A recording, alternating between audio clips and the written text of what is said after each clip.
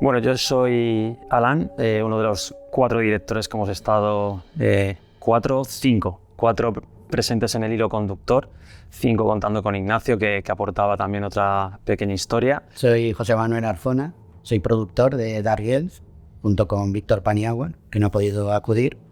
Y nada, pues encantado de estar aquí con vosotros. ¿Qué tal? Soy Ignacio y soy responsable de uno de los segmentos de la película. Dark Girls es una historia que cuenta con otras 4 o 5 historias, ¿no? Es un campamento de unas niñas un tanto especiales. Las niñas buenas no son. O sea.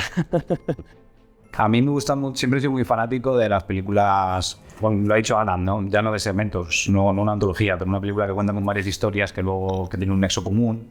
Y siempre soy muy fanático y la verdad que cuando me propusieron entrar en este proyecto con un segmento propio, con un pequeño segmento al final de la película, pues encantado. Yo además no he sufrido todo lo que yo estaba hablando, pero yo hice mi segmento y ya está.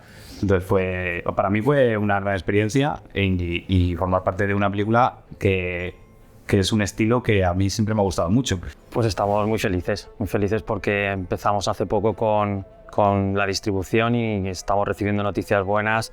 Y bueno, el recorrido de la peli de momento no puede ir mejor.